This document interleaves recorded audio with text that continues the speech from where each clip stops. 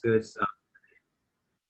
So, since we can't actually go physically into parts of the countryside and see really cool stuff, we're going to try to take you there virtually.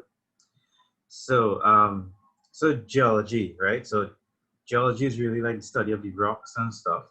And basically we look at the rocks and try to understand, well, what's it made of, how it got here, how old is it, right? And I think you might have heard like, about fossils and stuff. We'll talk a little bit about that. Fossils are basically how animals and stuff from the past are like preserved and stuff. And so we look at these things to try to help us understand what the world looked like, not just 100 years ago or 1,000 years ago, more like millions of years ago, right? So today we're gonna venture basically to a place called Barrackpore. And in this area, there's a few things going on. There's an oil field, and Trinidad, we produce quite a lot of oil and gas, and it's actually a real staple of the country's economy. So it actually pays most of the country's bills and stuff. So it's quite important for now. And you all are actually from the beach camp Palo Seco area, which is an oil field. And so I'm going to show you a little bit about this particular oil field. And we're going to learn about the different kind of rocks along the way. And, just generally try to understand Trinidad a little bit more than you might have think you understood about Trinidad. So this first picture that you're seeing here, just so you can understand what this really means altogether. So we're visiting the Barrackpore Anticline. So Anticline is really a hill. And a good example of a hill is San Fernando Hill. So this is San Fernando Hill that I'm showing you with my cursor here. And so San Fernando Hill is actually one of the highest points in the countryside. All the way down to the south coast, we've got the Southern Range, right? And those hills in the distance there, those would be the Trinity Hills that Columbus would have sighted on his voyage around Trinidad. And that's what we're named after, right? Those Trinity Hills. So we got some hills over here, a pretty flattish area in between, and then San Fernando Hill, which is part of what we call the Central Range of Trinidad, right? And you would notice that the picture or the surface that I'm showing over here is kind of multicolored, right? And that's because it's not a satellite image of what Trinidad looks like. It's actually the geological map of Trinidad, which is defining different ages of rock. So it's colored actually by the age of the rocks rather than just showing you what's actually there on the surface right now, right? So you won't see people's houses and stuff here. This is actually just the age of the rocks being colored. And this dark green color over here at San Fernando Hill represents a rock called Naparima Hill. And that rock is just over 65 million years old, right? So it's one of the oldest rocks in this entire area, and 65 million years old. Everything else you see pretty much in front of us is much younger. So that rock is actually quite important. Next time you go to San Fernando Hill, and I'm not telling you to go and damage the hill, but if you find any loose pebbles of rocks around the hill, just smell it a little bit. Sometimes break it and smell it a little bit. You might actually smell oil. So the rocks on the hill over here are actually rocks that produce the oil, right? The rest of rocks in the country over here are rocks that the oil tends to flow and trap inside of. And that's why we drill wells to get to the oil. So this, you see this little white line coming down below the ground over here? That's actually a well drilled from the surface going all the way down thousands of feet to find oil below the ground, right? And sometimes we drill really deep, right? So for instance, just to kind of picture it, right? The northern range is like 3,000 feet high, right? And we actually drill below the ground up to like 20, sometimes 25,000 feet, right? So it's quite deep. We're going below the ground. And I've also got this little image on the bottom over here, which we'll see a bit later on. That there is actually what we call a seismic line. You might have heard the word seismic before. It's kind of like trying to see what's below the ground, right? So what we do is we send sound into the ground and it gives us this picture. And we can look at this picture and try to understand how the rocks are below the ground. So, like I said, my name is Xavier. I'm a geoscientist, and you can ask any questions you want. Just direct it to the folks, and they'll relay the message to me. And please, feel free to interject every now and then if you have any questions and stuff, right? I'm with Touchstone Exploration. I'm a geoscientist there. I also lecture at the University of West Indies. And on the call with us, we got Chanel Samlal. She's president of the AAPG Young Professionals Group, and she works with Shell. We got Charis. She's at the Ministry of Energy, I still believe, right? And I think we've also got Jonathan Rollins on the call. He's the student liaison for the AAPG.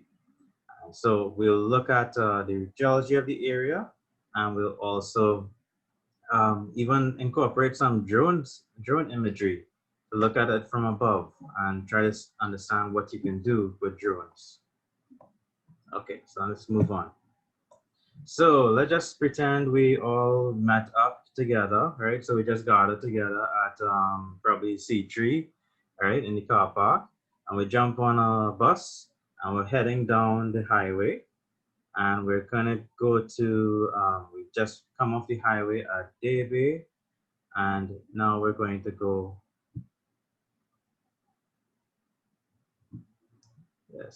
now we're gonna go to Pinal. So from Pinal, we'll venture across to the outcrop, a place where we'll see some rocks being exposed. And that is actually very close to some of the mud volcanoes and stuff in the area, right? So we're leaving San Fernando area and we're heading down. And this is our bus. So we've just parked up, right? We got a red van, big maxi, and we just parked up. And what's the first thing we see? Well, we see a pump and jack, right? So this is a pump and jack, and this is actually a well. And the pump and jack is actually on this well. And what the pump and jack does, well, the pump and jack is actually helping us take the oil that the well found and extract it, right? So it's actually basically moving up and down and basically creating a pressure change to physically get that oil out of the ground, right? So you might see this throughout the countryside. You got lots of pump and jacks down in Palo Seco and in vicinity of Beach Camp itself. And so these pump and jacks are a means by which we get the oil out of the ground. Here is another well, but this one does not have a pump and jack on it. It's actually right now just capped. Capped meaning that it was drilled and it probably produced some oil. And then after that, it was maybe the pressures or something that weren't significant, or maybe it wasn't producing that much, and so they close it off. But interestingly, you can see over here that in this one spot just outside of the bus, we've got two wells. So why would there be like two wells so close to each other in the first place? Well, what people tend to do is that we utilize one surface, one well pad, and we might drill in different directions, right? So maybe this well went all the way below the ground that way. Yep, so what's the question? Excuse me. Just read the question. Yeah, go ahead. So, right Yeah, now, go ahead. what we learning about right now? Like What are what? we learning about? So right now you're seeing a pumping jack, right? And we're going to try to understand what the pumping jack does and why it is there and how is it that we actually find oil and understand where the oil fields are, right?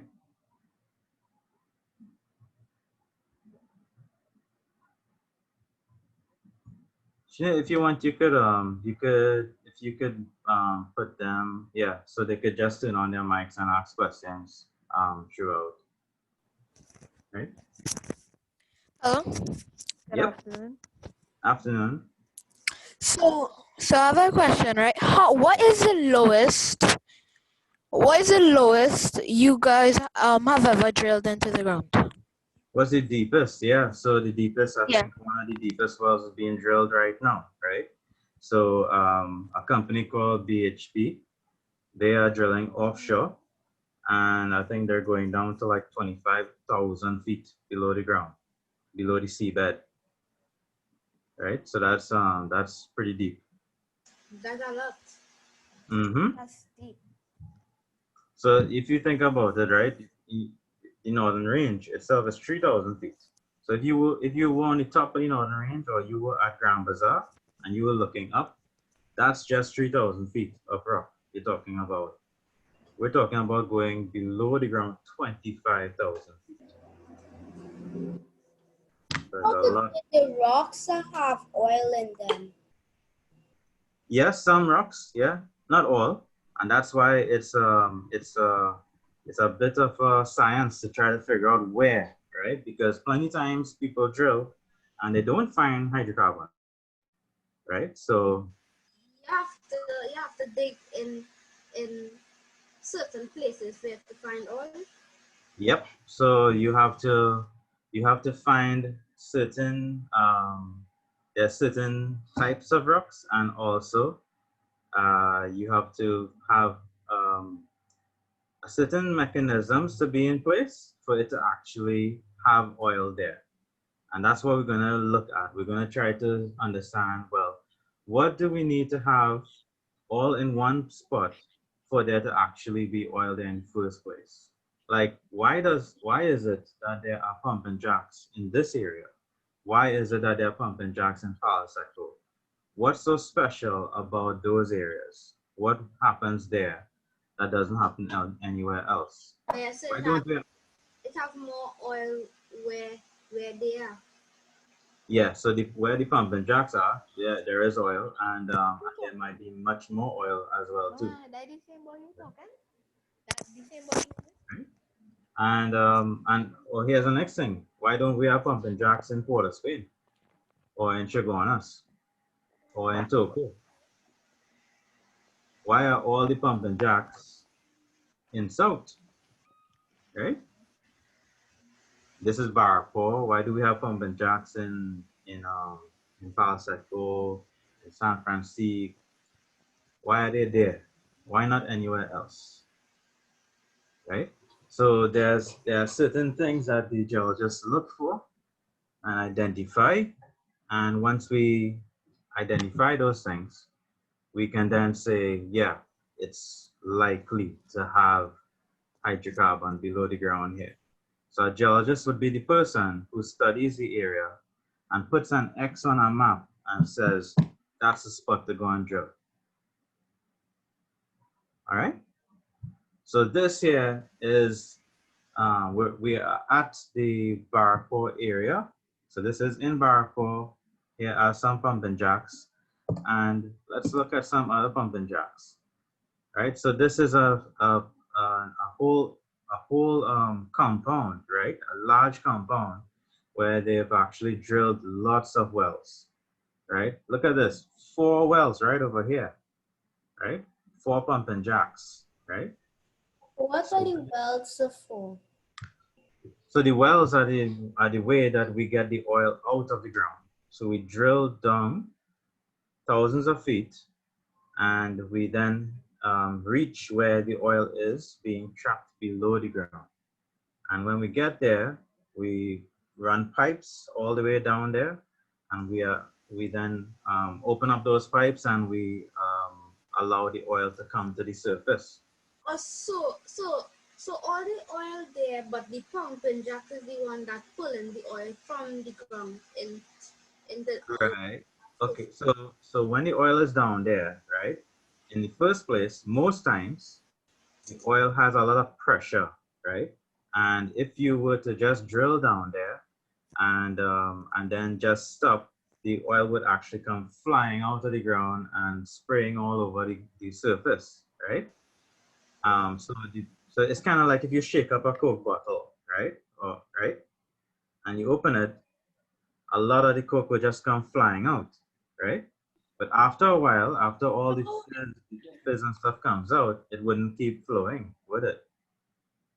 So what you do is then, because the pressure decrease in the Coke bottle, you then put a pumping jack now in this case to help you get the rest of the oil out. oh. Yeah, so it helps us get more oil out of the ground. It basically applies more pressures and stuff and helps us get the rest of the oil out of the ground where it doesn't have much pressure, right? So there's lots of pumping jacks on this compound, and this one compound, there's 9 pumping jacks in this one compound, right? So they're drilling these wells in the same spot, but in all different directions. So this one probably being drilled that way, this one probably coming this way, that one probably going that way. And that's really because we have to drill plenty wells to get the oil out, but we don't want to drill a well every single well because we'll have to cut down the forest and it won't be nice for the environment, right? So we rather make one pad and drill as many wells as possible from there in all kinds of different directions, right? So that way we have a lower impact on the environment.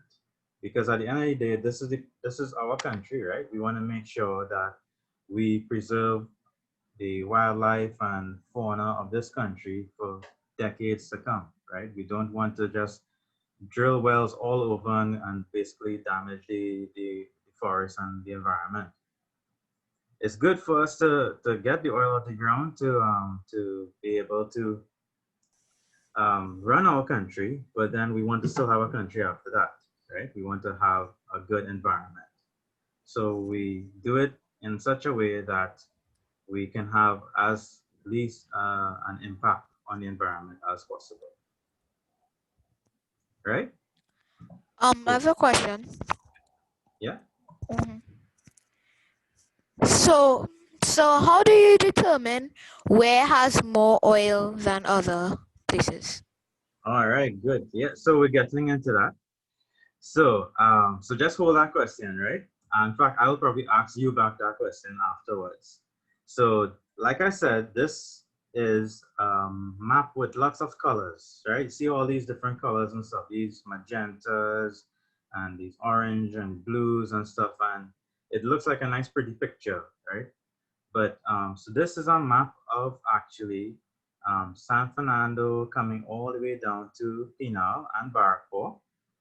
And this map is colored by the age of the rocks. So for instance, the green color that you see here, the rocks are about 2 million years old. But the blue ones, they're about 5 million years old. The orange ones are about 10 million years old, right?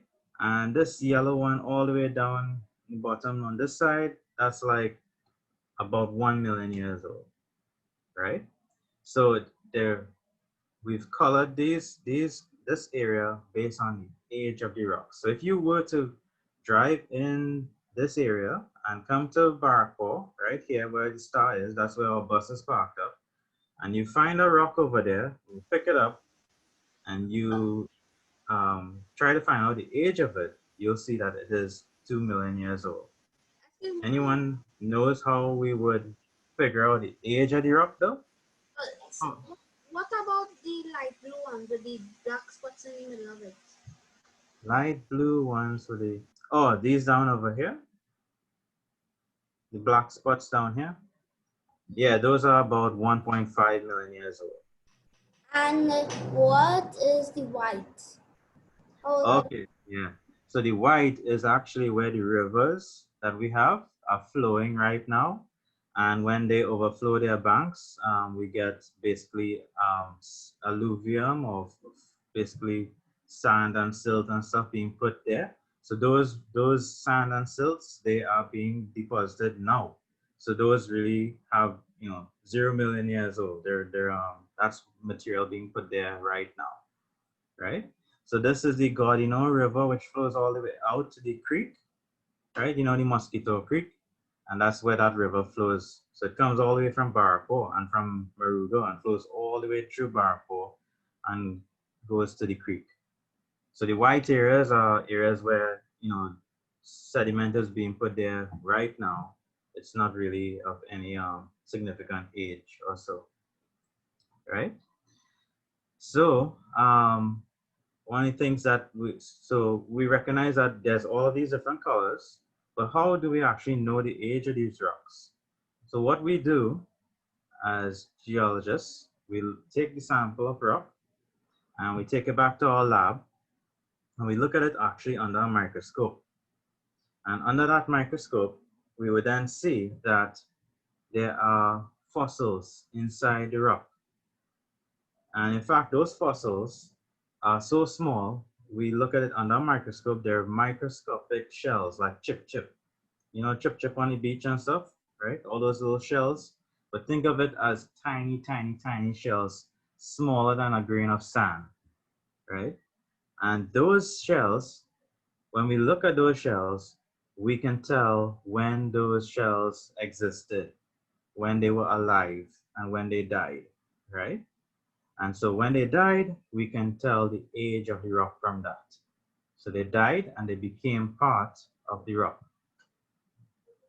right? It's just like if you find a rock with a dinosaur bone in it, the age of the dinosaurs were, back in the Cretaceous and Jurassic, so 65 million years ago. So if you find a dinosaur bone, well, it's likely that that rock is about 65 million years old. what are the black lines for? Okay, so yeah, so it's the black lines that you see here, these are actually roads, right? So those ones are roads. And you would also see this black line. So you see this kind of black line running from down by the river here, coming up and going like that. And it's got some arrows on it. And that's telling us that the rocks over there are actually folded like a hill. And so the arrow is telling us which way the rock is dipping, or basically the different sides of the hill, right? So we see the arrow pointing this way, so which means that that side of the hill is leaning that way, and the rocks are actually dipping this way as well. So it means that the rocks on this side are facing to the south. So we got rocks facing north, rocks facing south. So that's the hill itself running through there. And the red lines are what we call faults. So the faults basically are when the rocks are being broken, right? So the rocks are being broken, and when they're broken, they they can basically create Excuse me. areas where the oil might accumulate. Yeah, yeah. You got a question? Like answering, we are just not telling us about how the oil does develop inside the rock. Yeah, yeah. Like a clam inside like a pearl inside a clam, like that kind of thing. How the pearl. No, not quite. No, not quite. But it's a good point to bring up. So we were looking at I just told you that at San Fernando Hill, right? We had rocks there that were like 65 million years old. And when those rocks have quite a lot of dead, dead microscopic animals and stuff in it, right? And plants and stuff. And when those rocks are put very, very deep below the ground, that those fossils and everything, right? They contain a lot of carbon in them. And when you put it really deep in the ground, it starts to turn actually into oil. So it has to actually be very, very deep, you know, more than 15,000 feet below the ground. And at that point, the rocks get really hot because, you know, when you go deeper into the earth, it gets warmer, right? So if you take the rock and you put it really, really deep below the ground, it gets cooked in a sense. So it gets really, really warm. It starts to actually change chemically. So those creatures that lived back then and those fossils and everything basically starts to turn into this thing we call hydrocarbon or oil, right? And so the rock starts to actually create this hydrocarbon and it starts to expel it. So it's droplets of oil start to escape from that rock and they flow upwards. You know why oil flows upwards? It flows upwards because oil floats on water, right? And if you put water and you put some oil there, you'll find the oil actually floats on the top of it because of the buoyancy. So the oil, when it escapes, it is always trying to move upwards. So below the same area that we're in here in Barrackpore, 16,000 feet below the ground, there's rocks with oil, and the oil is escaping. And then the rocks above those with the oil, they have water inside of them, right? So why the rocks have water inside of them? Well, you know, if you go on the beach and you scoop up some sand close to the shore and you squeeze it, you'll actually find that water comes out of it, right? That's actually because water is inside of the sand. Yeah, go ahead. How is it that when the oil is on top of the water? Mm-hmm. Yeah, go ahead. How is it that when the oil is on top of the water, it tends to look colorful? Oh, well, that's just the sheen of it, how the light basically reflects from it, right? So oil tends to give you this sort of sheen, right? Effect when sunlight hits it, right? So the oil would then go inside of this rock that has water inside of it, because all of these rocks have some water inside of them, right? And eventually, the oil will try to go inside of it and try to keep coming upwards. So it's journeying from 16,000 feet below the ground and it's trying to come to surface. And sometimes it does come to surface. And one of the examples of that is the pitch lake. So the oil actually reaches the surface and flows out inside of the sand and stuff at the surface there.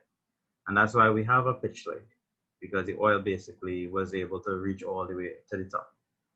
But in many other parts of the country, the oil is actually still below the ground and it's still very deep below the ground. So it's being trapped there by other layers of rock.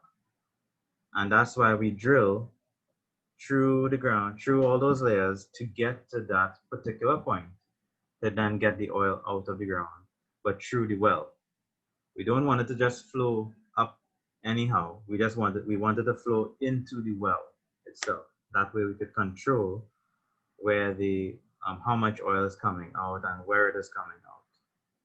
Right? Any more questions on that?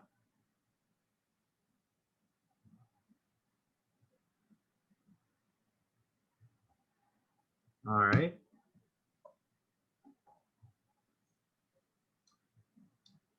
So here is, if you were to, let's say if Trinidad, right? If Trinidad was like a cake and you slice it in half, right? And you would pull it away, you would see many layers in that sort of cake, right? You'll see cake and icing and then more cake and then more icing and stuff. This here is actually, and we call that a cross section, right? So this is a slice, that what you're seeing here is a slice through the whole of Trinidad, from the north to the south, right?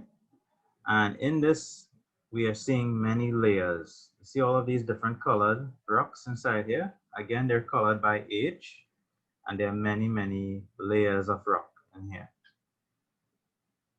So the layers of rock. What is the purple? What is the purple age? What's the purple one? This, so this purple one up here, Yeah, this is, yeah, this is 2 million years old. Okay. Right? And let's say, let's give some other numbers. The blue ones inside here, they're like 10 million years old. The brown ones are like 30 million years old. Green is the same rock that that forms Naparima Hill, forms San Fernando Hill. You remember how old that was? How old is San Fernando Hill? What about the peach rock? The peach. This one here. Yeah, these here are 10 million years old. But how old is this green one? The lower. Same one that forms Naparima Hill. What do you think? Remember that? How old is the one that forms Naparima Hill? Like 5 million. No, 65 million. 65. 65 million. Yeah, 65. Yeah, 65 million. Yeah. Right? So we can see that. So is the Yeah, go ahead. so the lower the deeper. I mean the deeper the older. Yeah, exactly. So the deeper the rocks are, typically they should be older. And all of the younger rocks are being put on top of them. Right? So for instance, over here, you can see that here's like shaped like a bowl, right? Kind of like a bowl. And so the rocks down here are old, the rocks up here are young. Yeah, same thing on this side. Generally like a big bowl, rocks down here are old, and as you go up, the rocks up here are younger. Something different occurs over here though, right? You see all of the old stuff actually comes all the way up to the surface, right? So the old stuff is coming up, and old rocks are in the middle here, and young rocks are on either side. And this here is our central range. So it's like a big mountain belt. So in this area, rocks are being pushed up. So how and old on top of each other.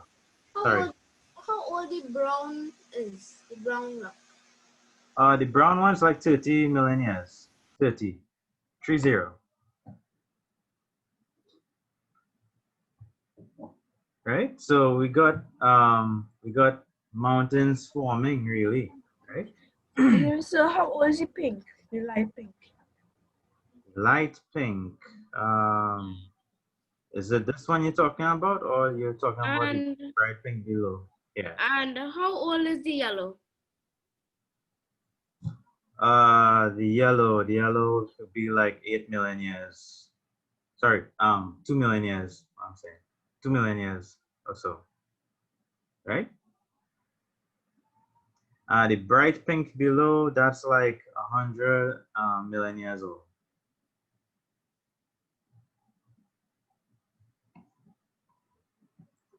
So Barrackpore, where we're going to, occurs over here, right?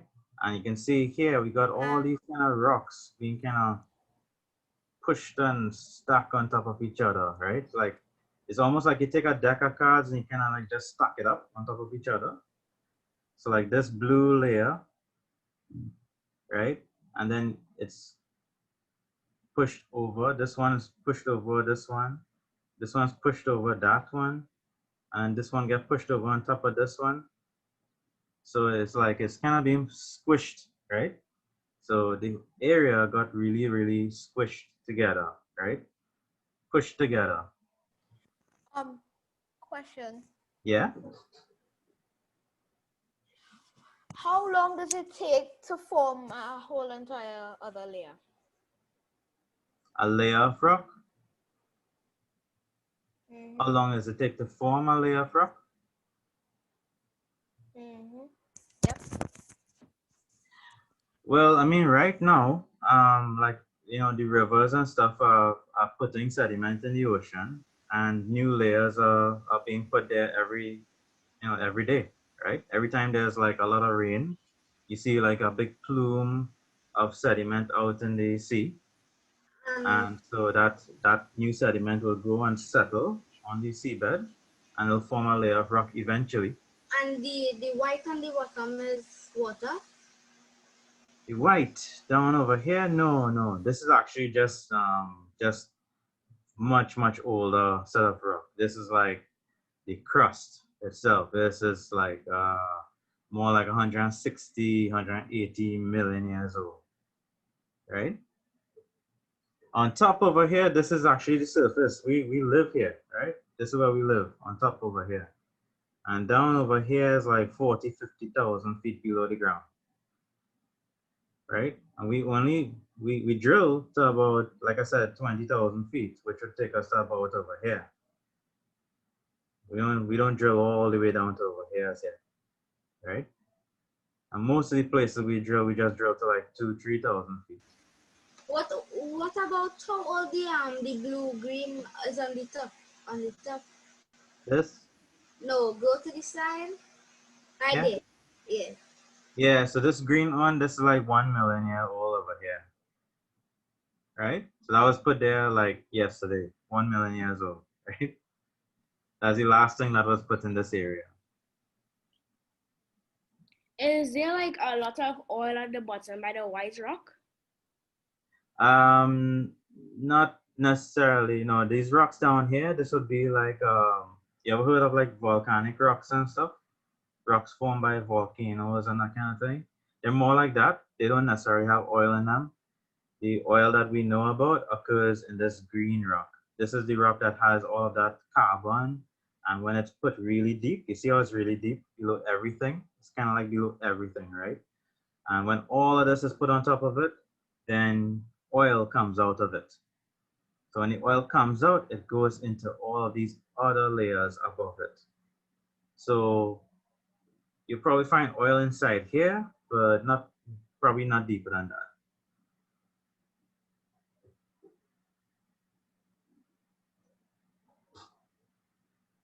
Cool. Any more questions? All right, I'll move to the next one. So here's a place in Barrackpore. So we just came out from the bus and we walked into this field, and there's a lot of, there's an old quarry. So a quarry is a place where, you know, we mine for like sand and stuff. So in this area, the sand had some oil in it, and so they call it oil sand. And they mined it to use for like roads and all kinds of, you know, construction stuff, right? So they mined it and they left this little hill for us to look at, right? So we got a piece of a hill over here, another piece over here, and over here. So we're gonna look at those areas in more detail. But from afar, from looking at it, you could see that, you know, the rocks over here, they've got these kind of layers, right? And you could watch the different lines and how the layers interact with each other. These kind of look flat-ish, you know, but then over here, they kind of look like, you know, they're being tilted or something, right? They're kind of at an angle, right? And same thing over here. They're kind of like at an angle as well too.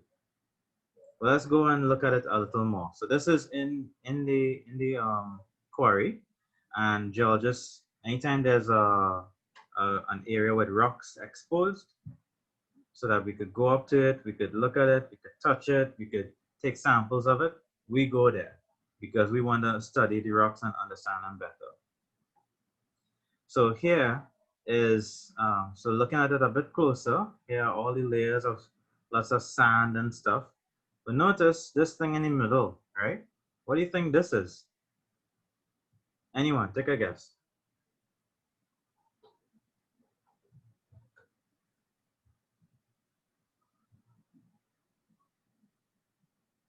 What was the question you said?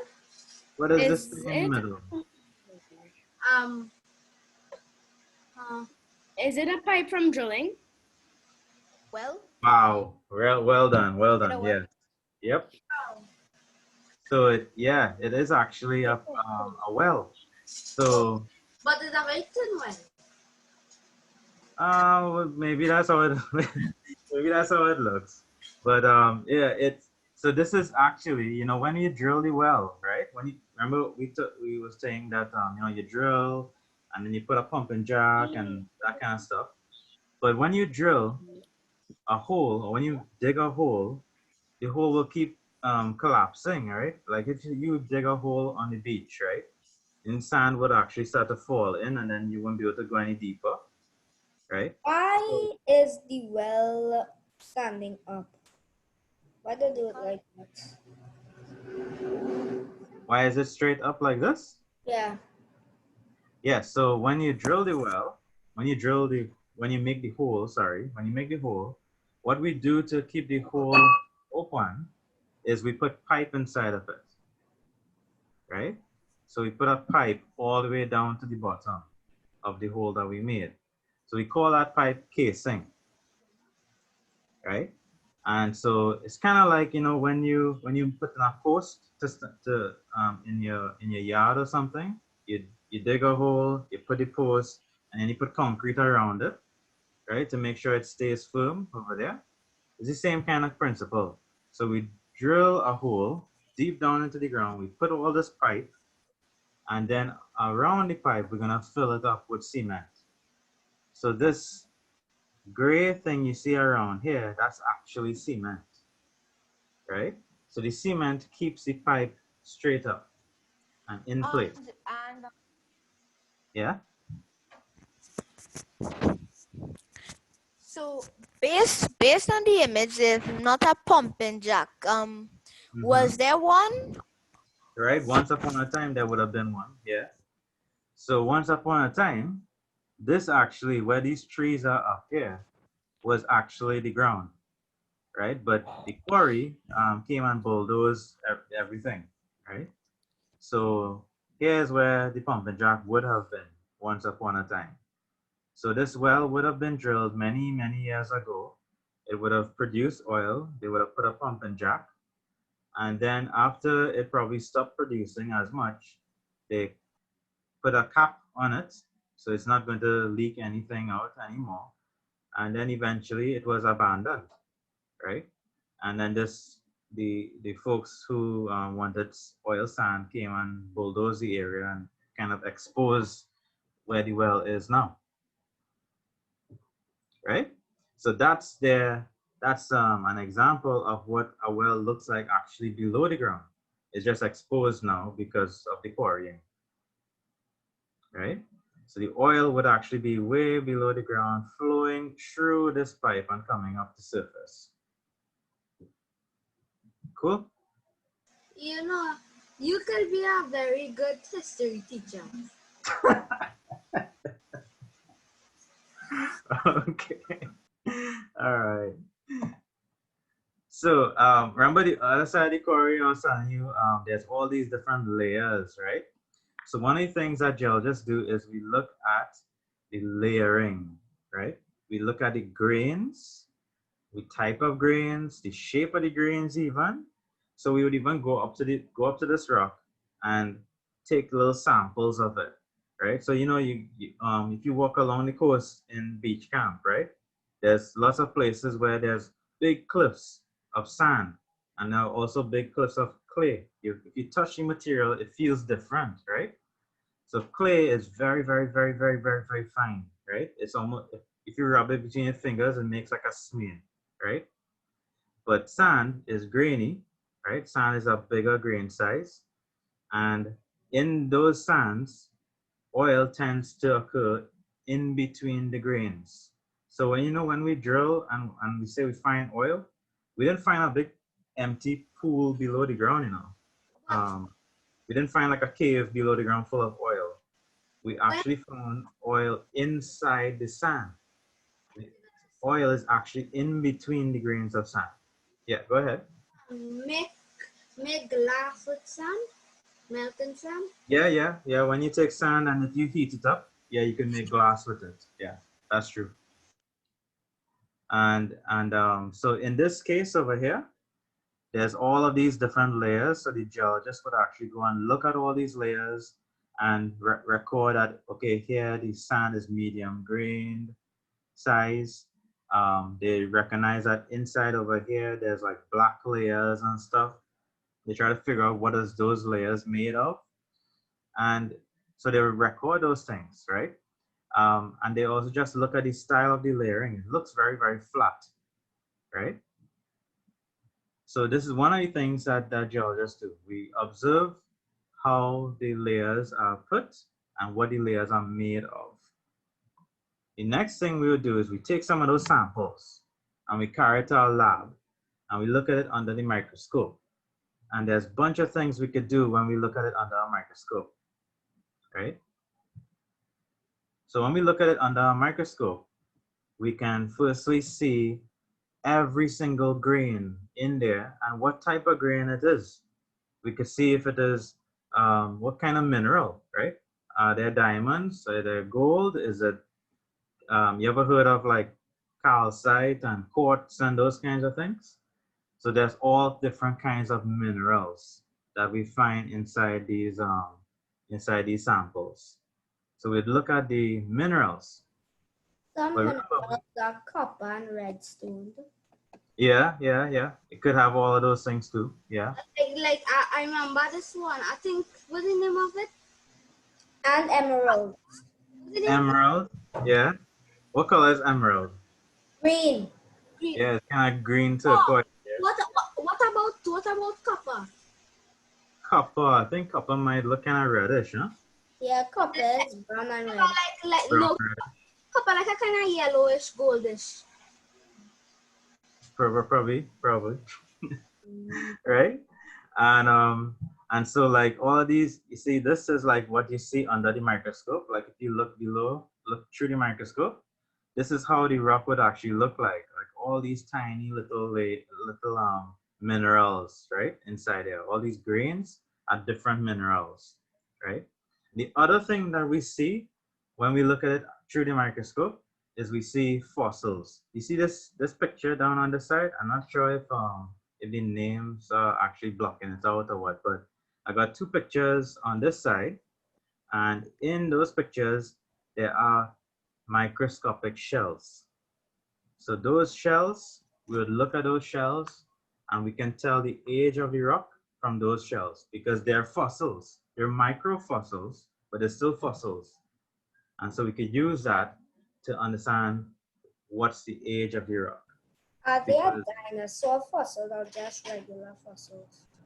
Yeah, so dinosaur fossils are what we'll call macro fossils. Yeah, that was not about to say like they could have like older animals fossils in the stones. Yeah. So any sand you find anywhere, even on the beach today, when you scoop up that sand is not just made of quartz and all those other kind of minerals. It actually has little shells in them, right? And that's shells of animals that have just died. We're looking at sand that was from a few million years ago. So it would have been deeper, the one that a million years ago. Yeah, and it should be deeper, right? Because remember we said that when new layers are put, right, they're on top, and when the older layers are deeper down. But sometimes the older rocks get pushed to the top, so we can actually see the old rocks now at surface, right? It shouldn't be at surface naturally, but it actually is because it got lifted up.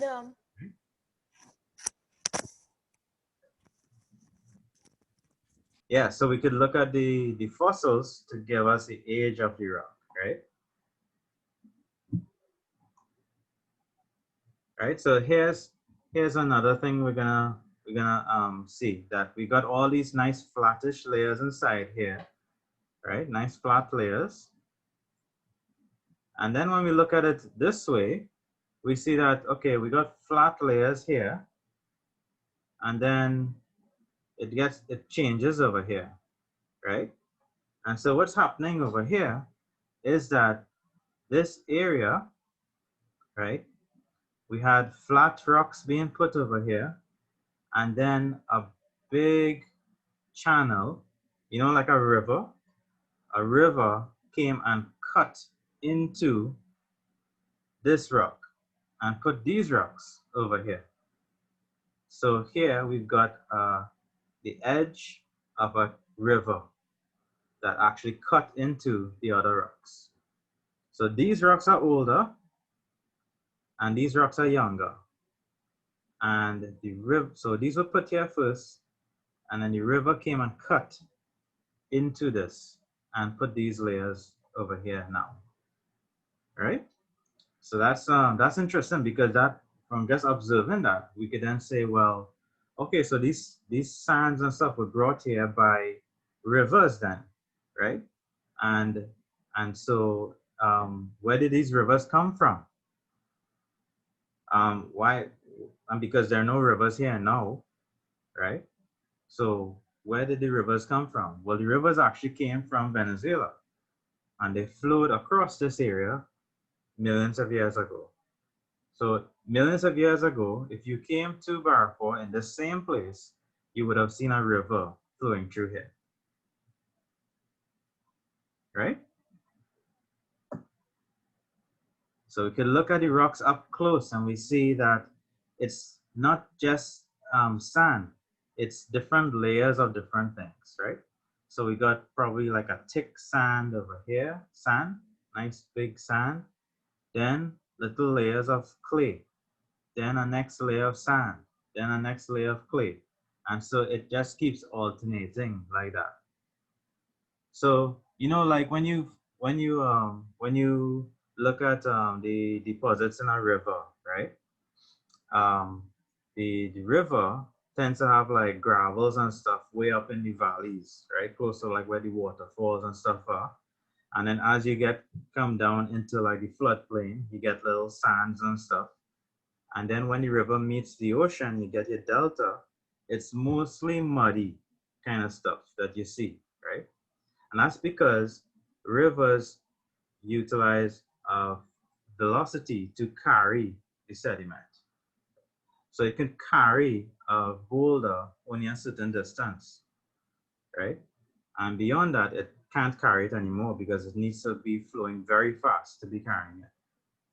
But sand and clay can be carried much further. Sand would drop off first, and then clays keep carrying on even further.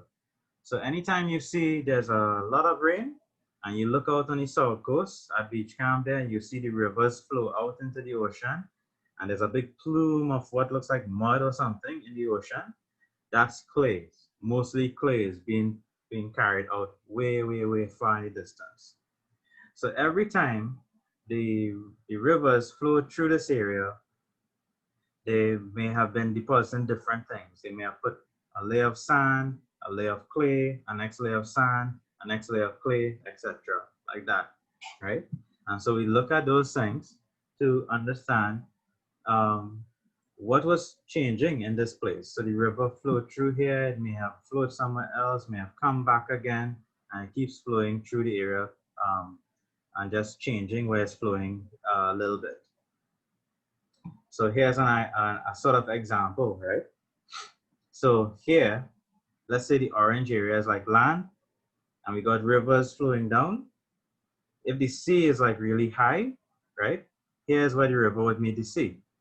But then let's say if the sea were to drop, like kind of like low tide, you know, low tide, the sea is like much, much further away, and you could like walk on the beach much further, right? So the beach is broader. So the rivers can actually go even further out and put sand all the way out over here, where it didn't have sand before. And then when the tide rises again, tide comes all the way up to over here, and sand is put over here, not over there.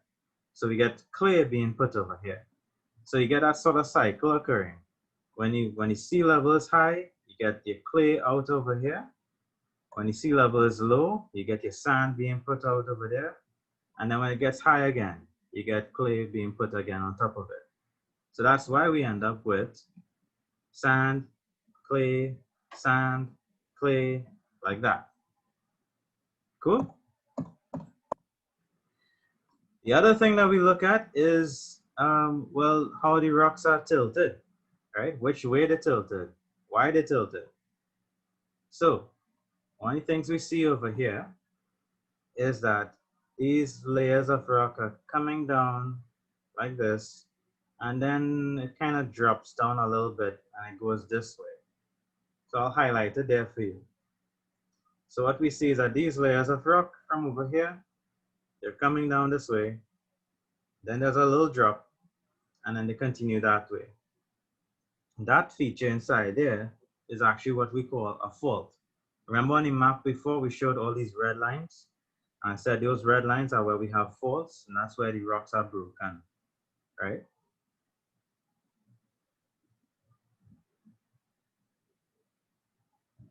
Got a question? Yeah. What is gravelback? Okay, we'll get to that. The rocks got smashed by the water because it got hit for millions of years. Well, yeah, they get eroded over time. Yeah, and so like if you had like a mountain, the rivers there are cutting into the mountain constantly, and eventually they take that material and they put it somewhere else. So the river will take the material from the mountain and put it by the ocean, right? So it gets eroded. So here's an example of a fault running through the same rock. And that fault is what we call a normal fault. So here's an example from like looking at layers of sand in a little model. So you got layers of sand like this, and how we form a normal fault is that we actually extend the area, we pull the area, right? So watch this knob over here, right? I'm gonna pull it. All right, so I pulled it and I moved it, and when I pulled it, it created a fault running through there. Nice normal fault running through over here.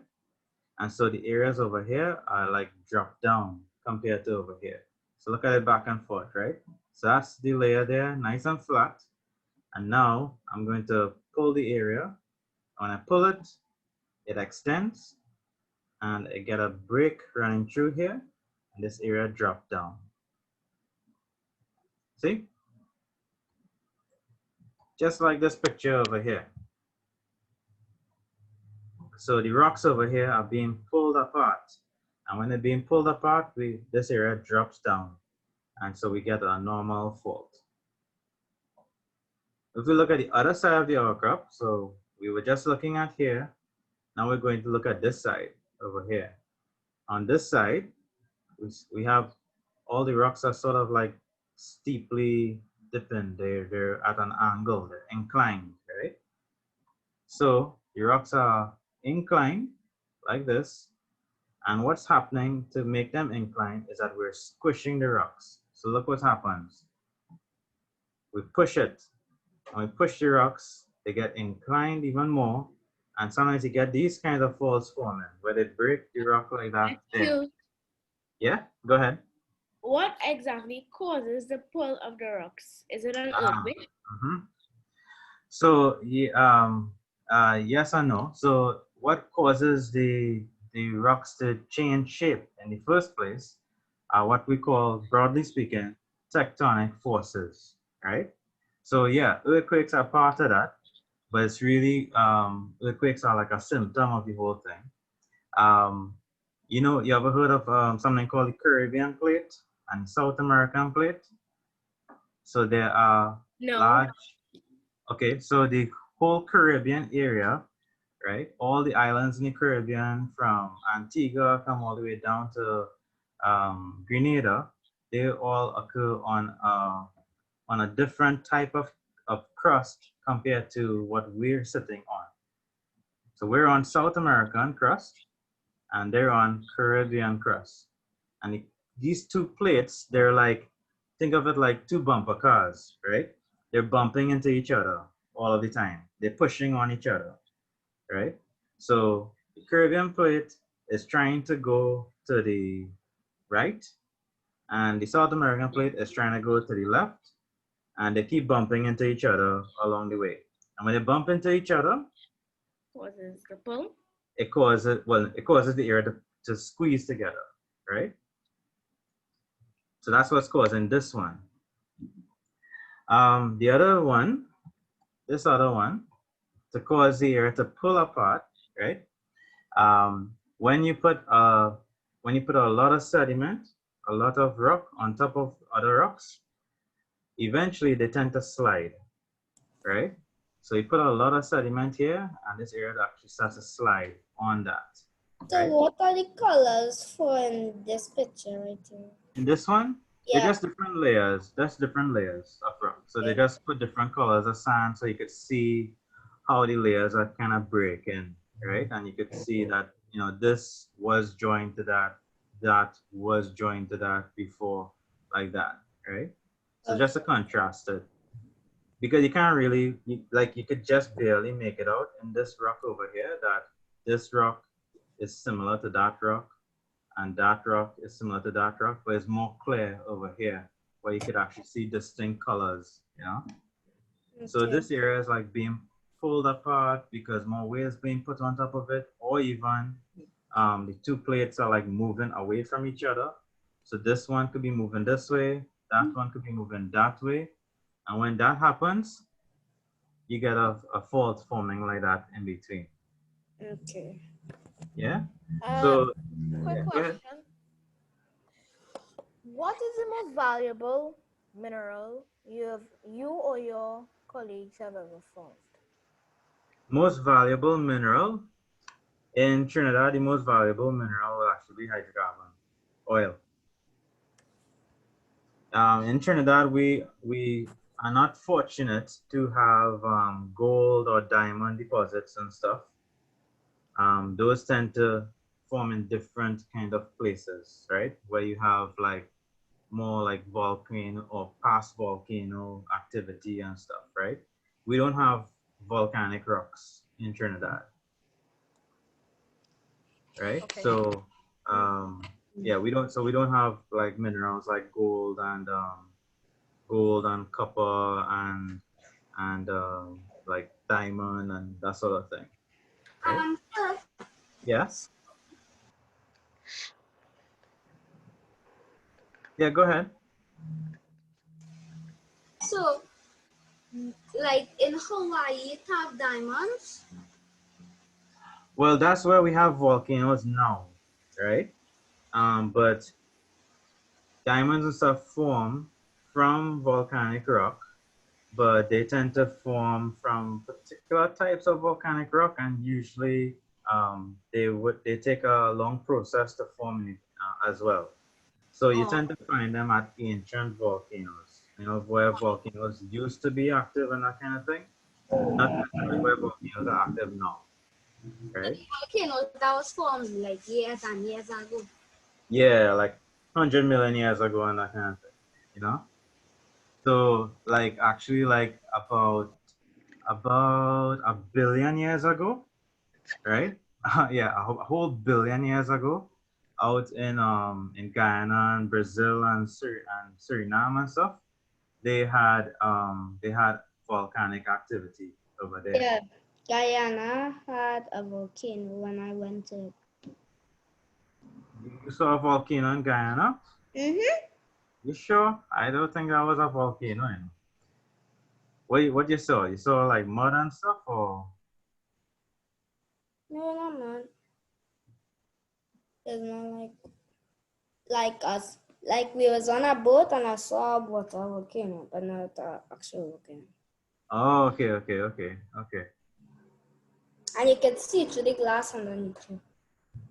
Ah, interesting. Xavier, what is the oldest rock? What's the oldest rock in Trinidad? Yes, sir. Yeah, so our oldest rocks are in the northern range. You know, in the northern range, the mountains in north. So like by Maracas and stuff. Those are the oldest rocks, and they're like 140 million years old. Sure, sir. Right. So we saw those different kinds of faults, right? So we push the area together. We could pull the area apart, right? And so what geologists would do is like they would go and they would measure on this surface over here. They would measure on that bed how much is the rock actually dipping. Like what's the angle, right? Like if you put your protractor over here and you draw a flat line, what's the angle that is making there? Right? So if you draw a flat line, a horizontal line, and you look at that bed, what kind of angle do we have in between, right? And we record that, and we call that dip. It's called dip, right? So we record that number. So in this case, it looks kind of like 45 degrees. So we record that number, and then geologists would have actually then plot those values on maps, right? So these little symbols all throughout are scattered throughout this whole map. All these little symbols that look like small T's, right? Those are places where geologists would have actually gone and record the dip. So they would have walked, taken donkeys or drive or whatever was possible and find rocks exposed and record the values, right? So when we record those values, we could figure out which way the rocks are actually behaving, which way they're leaning to. And so we can then look at those dips across the whole area and try to find patterns. So what we actually then see is that most of the beds on this side are actually dipping to the north, and most of the beds on this side are actually dipping to the south. And so we can then draw a line in between and say that here, somewhere here, is the top of the hill. So you're on the top of the hill. So the beds on one side are dipping to the north, the beds on the other side are dipping to the south.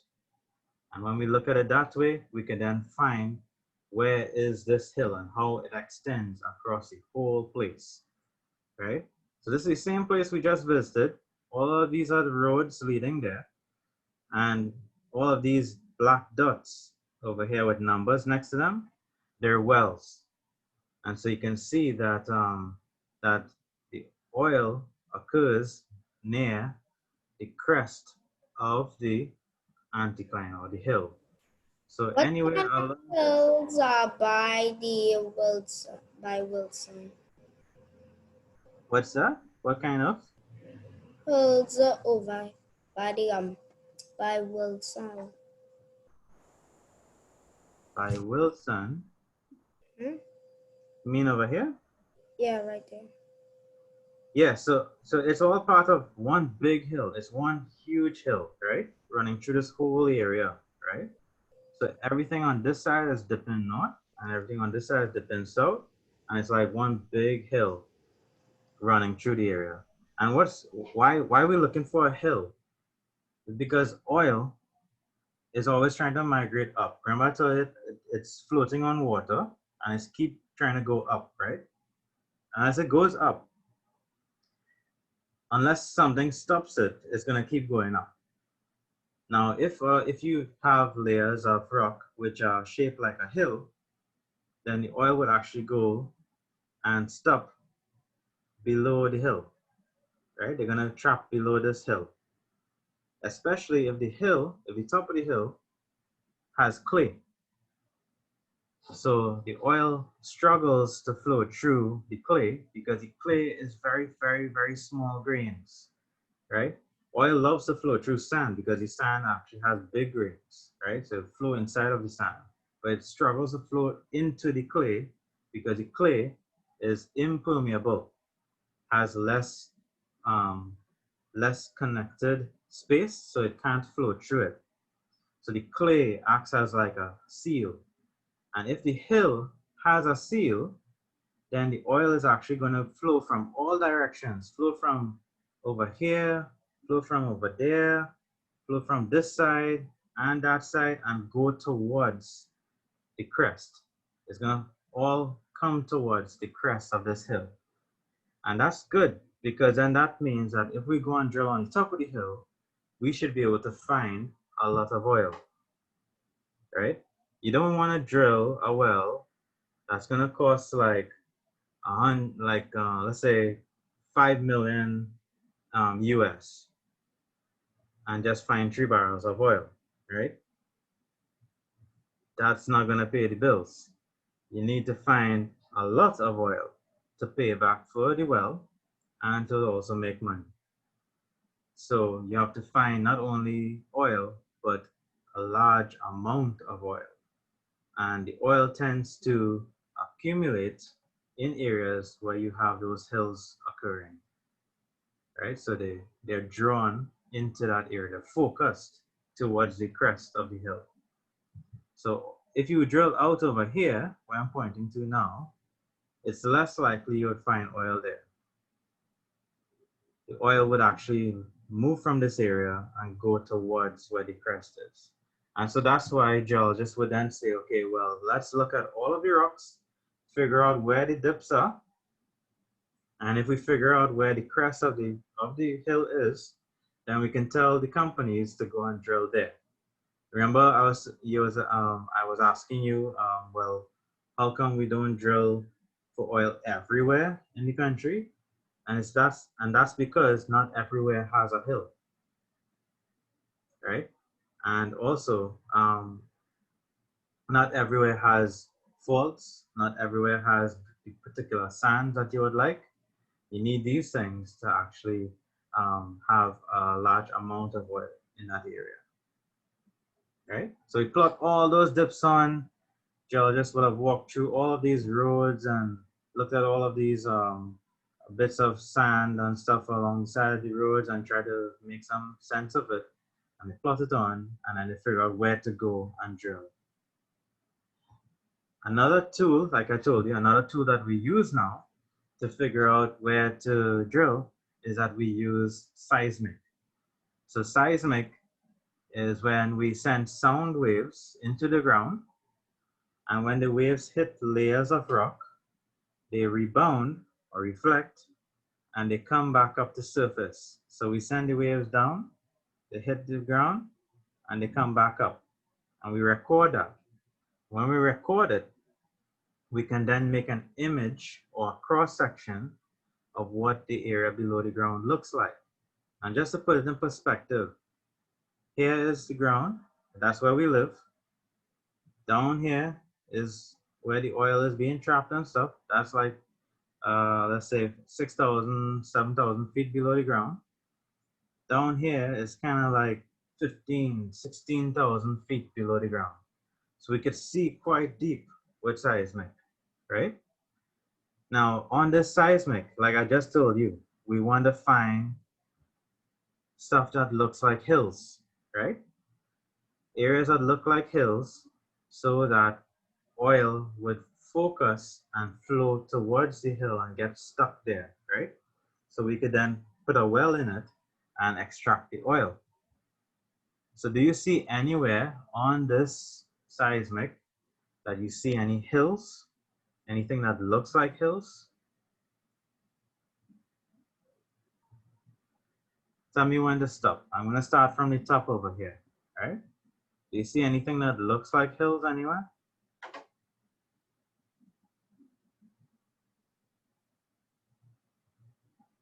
Nothing yet? So behind us, I hill. Right here. Yeah? Past it. Yes, sir. Yeah, it looks kind of like a hill, huh? Because, It is. you know, it looks like, yeah, it looks like this is going up, and then it looks like it's coming down. Yeah? Yes, sir. Yeah, that looks like a hill, right? So that's not a good one. All right, we'll try that. See any more? Yeah. All right, tell me where to go. Left, right, up, down. Down? Yes, sir. Down. Right there, right there. Yes, sir. Right there. Right. Okay, so you, Above. yeah. So this looks good, right? This looks really good over here. So, yeah, so who identified this? Yeah, you want to say your name? Dominique. All right, so you just discovered 20 million barrels of oil. Right? So this spot over here, yeah, that's got 20 million barrels of oil in it. Right? And who identified this one?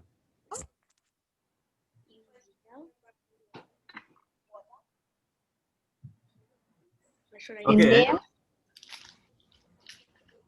Yeah, so this one, some people drilled over here. They found little bits of oil, but not significant as yet. It seems like, you see this hill, it's a nice hill, but it looks like some of the oil kind of escaped too. So it doesn't always work, eh? Doesn't always work. You look for a hill and maybe it traps the oil, but sometimes it doesn't necessarily trap it. It might leak out, right? So this one didn't quite work, right? But you see anything else? Anywhere else? Yeah, right here. Go. Oh no, more to the left. Left? You left, yeah. And up. Up? More to the left. Yeah. More to the left. Like here? Yeah. Yeah, so this is a good one. Yeah, Guess right what? there. It has like a one line drilled- going up and then. Yeah, that looks good. Yeah, Yeah, I would right drill. there. I would drill there. Yeah, that's actually like below this hill. So like if anything leaked from this one, maybe it's still trapped down here, you know, maybe. So this is like another hill down here. No one's drilled here as yet. Imagine that, right? So who knows? I mean, if you grow up to be a geologist, you could tell them go and drill there. You don't have to get no degree and thing. You already know what to do, right? So that's a good spot there. Um, and I think down over here you could see like these layers are like climbing up, and then maybe they kind of go back down, right? It's not as clear, but there is another hill over here, and that hill actually, part of it forms the Trinity Hills, right? Like the southern part of Trinidad, where Columbus saw those hills. Go down. That one next one. Go down more. Go to the end of the page and then go left. Oh, go left? Yeah. Yeah? No, keep on going down. Go down to the end of the page. Yeah, right underneath you. All you have to do is just go right there. Go left. Okay, right there. Not there. In front. Move your mouse more left. Move your mouse left. Go down. And right underneath you. Wow, that's real deep, you know. I don't know if we could get a rig to drill that deep, but yeah, that's like down in this area over here. Here is where you would find Naparima Hill. Remember that same rock I told you that occurs at San Fernando, and that's the rock that actually expels the oil in the first place. Down here is where you would find it, right? So if you drill down here, yeah, you probably find some oil down here, right? Yeah, so and interestingly, actually the area we just visited in Barrackpore actually occurs right in the middle over here. And yeah, there is actually a bump there, a hill there, but it's not really that clear. So sometimes, sometimes you get seismic and you can see a hill really nice, but sometimes it doesn't really work so well and you don't see everything. And so what you have to do is you have to look at the rocks at the surface, you have to drill some wells and get some information, you put everything together, and then it helps you figure out where to look next, right? So yeah, it's an interesting process to figure out, but we use the seismic to guide us with the geometries, right? And so that's why like all mathematics and geometries and physics and stuff is quite important, right? Because you look at the shapes of these things to identify stuff. So overall, geology is a pretty integrated science, right? We look at the biology because we look at fossils, we age date rocks based on those, right? We look at the environment, what the world looked like millions of years ago. We look at um, we use chemistry by understanding the oils and stuff and how rocks and minerals, different kinds of minerals are made up of different chemistries. Um, we drill, so we utilize a lot of engineering and mathematics and figure out how to actually get deep down into the ground. And so yeah, it utilizes all of those kinds of things, and that's why it's always very good to you know um, to enjoy your science, enjoy your mathematics, enjoy the environment, enjoy it, and just yeah, just enjoy those subjects as much as possible, and it helps you understand where you live and what's below the area that you live in. And the other thing that I'll just finally cap on over here is that you could actually use like drones now can fly over an area and take lots of pictures. And here we could actually take these pictures and stitch them together. And so we could show the same rocks, those pictures that we were just looking at, we could put it in a 3D kind of picture and look at it different ways. So we could look at it from above and we could look at it from below, right? From above with the drones and below with the seismic.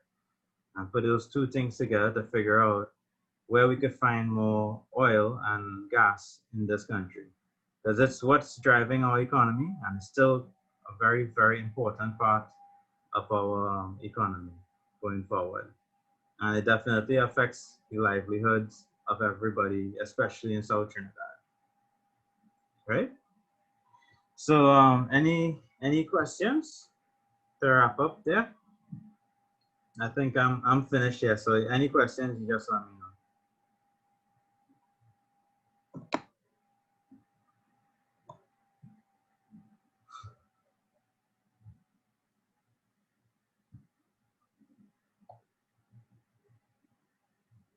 It was fun to learn about rocks. I hope we can go on our next field trip with you. I see there was a question about, okay, why do we need oil? Well, I mean, we need oil right now because it actually is used to power basically most of the industries and even down to the smallest things that we utilize. But So- why Mhm. it has chemicals inside of rocks and oil? Yeah, inside. Well, I mean, oil is one chemical. I mean, from the oil, you could make different kinds of chemicals from it, and that's why we send the oil to like a refinery, and at the refinery we get different kinds of stuff from the oil. We could get wax, we could get gasoline, we could get jet fuel, we could get bitumen to put on your roads. All that comes from oil. We ended here. We ended. The plastics, all the plastics that we use, that comes from oil, right? Yes, your cell phones, what the material that we use to make cell phones come from oil. So why do we need oil? Well, actually we need oil for all of these other byproducts. And we utilize oil for fuel to heat, to get light, to power our industries, to power your cars and stuff. And hopefully those things will change, right? Whereby we could power things differently. But for now, still the dominant thing that we use for power is oil. Right? The world needs energy, and oil is one of those major sources of energy. Hi, I, Xavier. yeah, yeah, Can you hear me? yes, Caesar. I see I had to, I was disconnected for a few minutes. So I hear you are wrapping up. So I just want to know if you are wrapping up or not. Yeah, I'm wrapping up. Because okay, because I just wanted to, take the opportunity to thank you so much and the AAPG board, the YP board from AAPG Trinidad and Tobago chapter for this opportunity to discuss this or to have this virtual trip with us. Um, I have followed AAPG posts and always showing some exciting activities, which we will be sharing with the kids in the school. Sadly, no everyone from the school could join today, but I hope that as you guys develop more activities, that we can have you all back soon. Next week, Xavier, Friday, I will be presenting to the school some activities from the Energy for Me, from SPE, Energy for Me. And actually some of the concepts that you introduced today with the layers and the formation of the hydrocarbons will be experimented with bread and some jelly beans next Friday. So I will share the link with you if you want to at that point to join. It will be easier for a geologist to explain that part.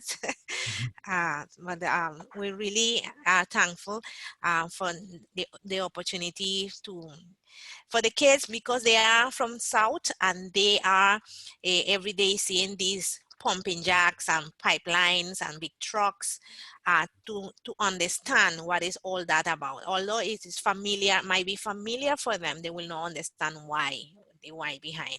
So we thank you for that.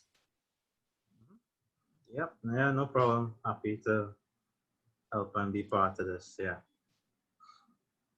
And thank you for your patience as well. And the kids, thank you so much for many questions and for your interest and attention. I was concerned, Xavier, because I was saying 1 to 3 might be too long and they will not be, we will lose the attention, but it was quite well.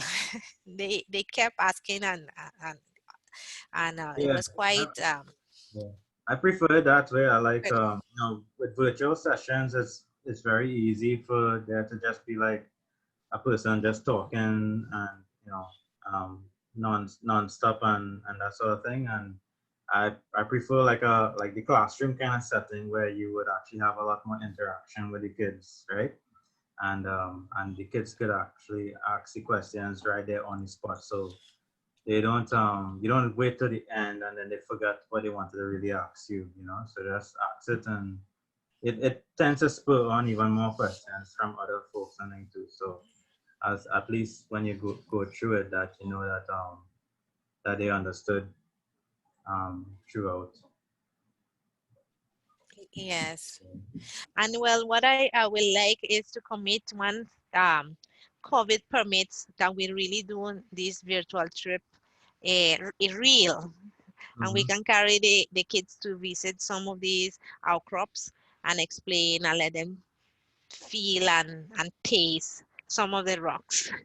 Yeah, right in beach camp, we can actually just walk along the coastline and go to like to see the rocks along the coast and Angler Point, Mud Volcano, and stuff over there. That's a nice little trip. Yes, Mm-hmm. yes. Okay, so I don't know if anybody else would like to say something. I think the principal, Ms. Francois, was connected, but like everybody is logging with my name, so I don't know who to point out.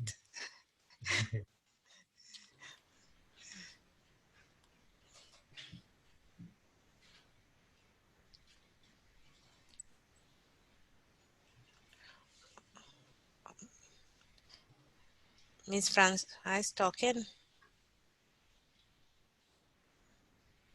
I'm not hearing you. Hi, y'all hearing me? Hi. Yeah. Hi, good evening. Hi, good evening. I'm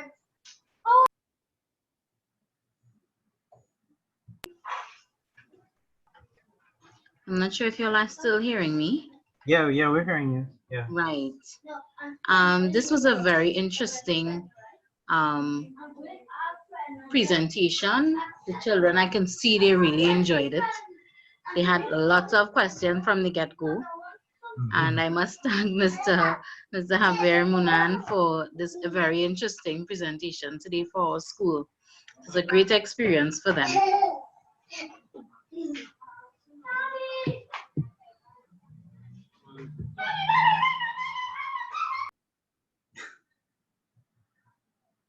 Okay, so I guess we'll catch up next time. Probably next Friday, maybe.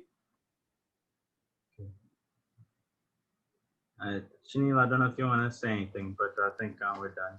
Yeah. No, I think y'all did it well. Thanks again, Xavier. And if y'all need us to set up any like other webinars for y'all to use, we'll do so. Cool. Okay, thank you very much, Chanel, and everyone.